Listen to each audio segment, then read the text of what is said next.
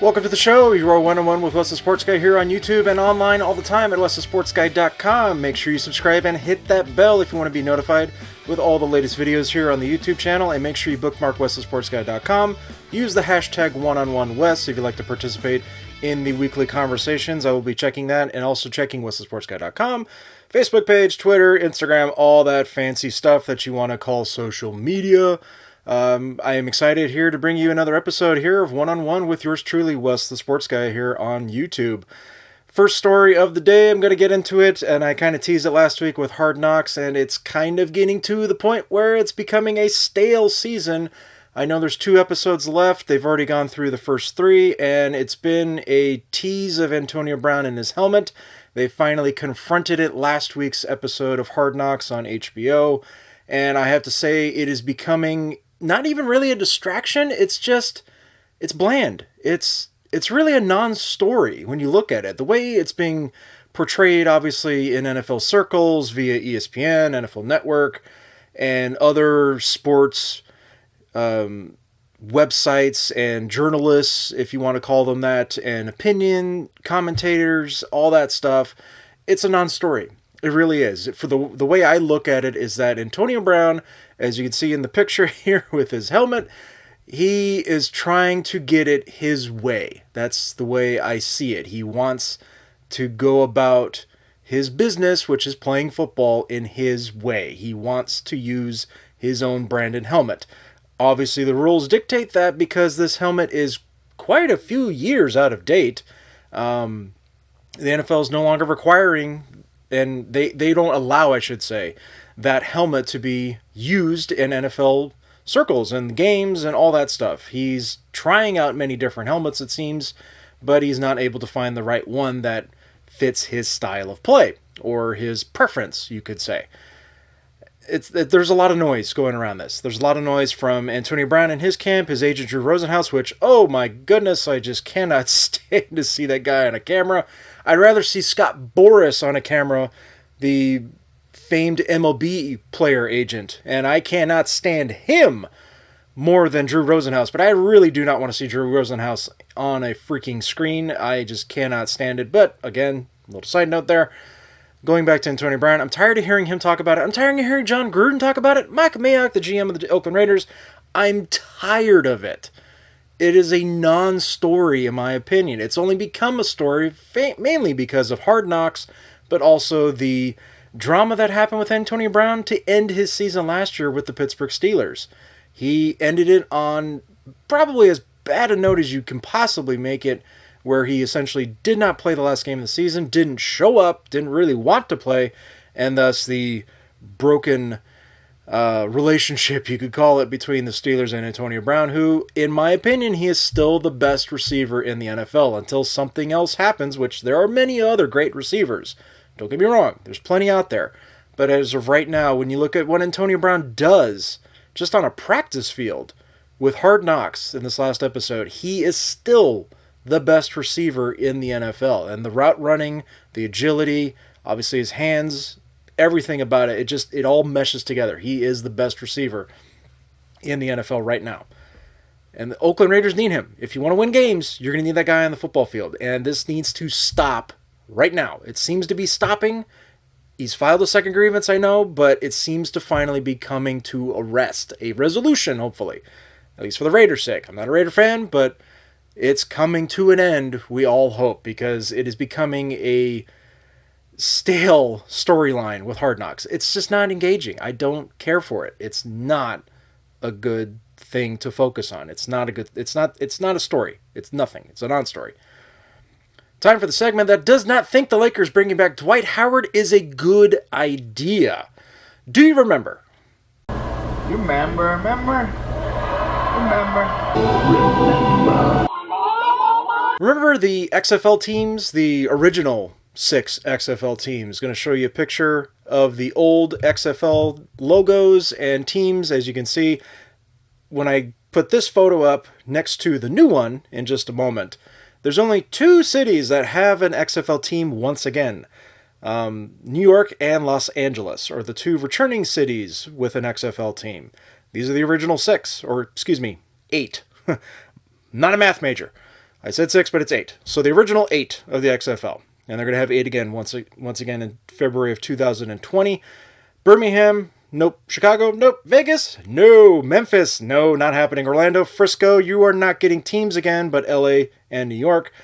Not going to be shared with New Jersey. You will be getting XFL teams once again. But again, those are the original 8. Those are unique nicknames, not the greatest nicknames, but compared to what the new ones look like, as you can see here on the screen, the Dallas Renegades, okay, Dallas gets a team. DC's obviously Washington, D.C. Defenders, okay, that's good with the pun and a nickname of an NFL team, or football team in this case, an XFL team. Houston gets a franchise called the Roughnecks, and that looks like an homage to the Houston Oilers logo, but they're calling themselves the Roughnecks. Now, the LA nickname's a bit strange to me. LA Extreme was the old one. I know you don't want to rehash the past and go back to the glory days of the 1 year of the XFL, but the Wildcats? Really? That's the best nickname you could come up with? All right, moving on. New York, you get the Guardians. I get the Lionhead. Kind of looks like the New York Public Library with the lions. Ghostbusters. Great movie, by the way. If you haven't seen it, please watch it. It's amazing. Seattle gets a football team called the Dragons. All right, that's fine. I think out of all of them, that's probably the best one. I really do like the St. Louis one, though. The St. Louis Battlehawks. St. Louis gets a football team once again in the XFL. The St. Louis Battlehawks. Okay, I can get behind that.